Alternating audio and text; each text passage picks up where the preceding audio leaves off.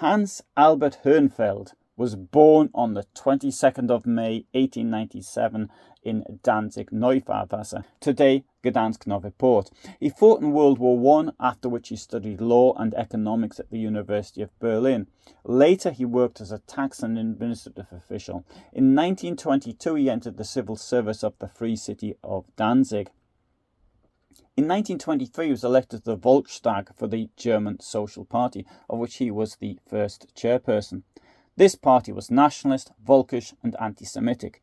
It had little to offer except slogans, and it had very little support. And what support it had was on the eastern borders of Germany. Most of its members defected to the Nazi Party.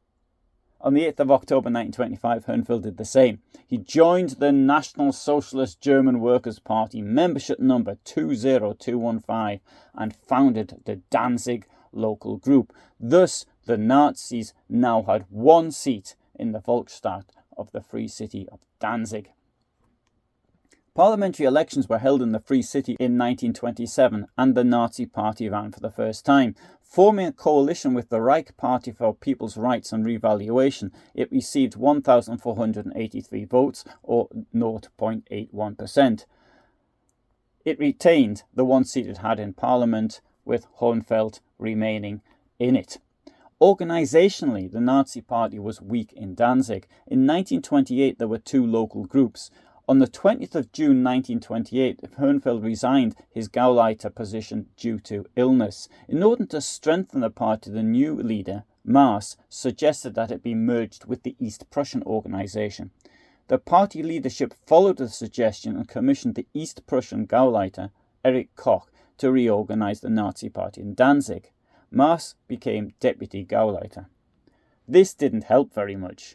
Koch was rarely in Danzig. Organisational changes were few. Until September 1929, the number of members in Danzig remained at around 220. Only after the electoral successes of the Nazi Party in elections in Germany did it rise to around 350 at the end of 1929.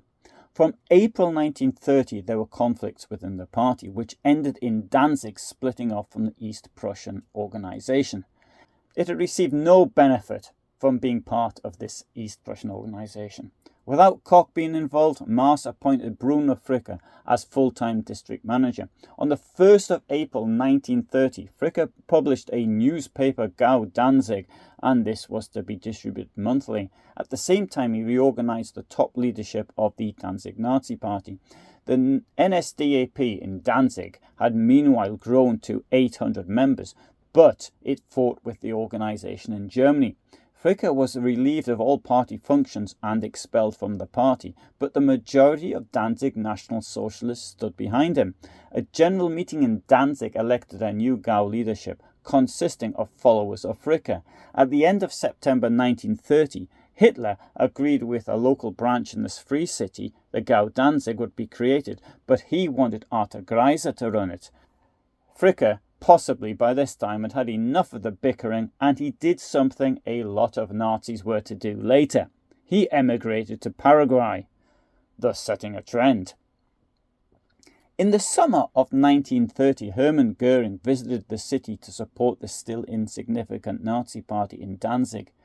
Göring recommended that Adolf Hitler send Reichstag deputy Albert Foster to Danzig on a permanent basis.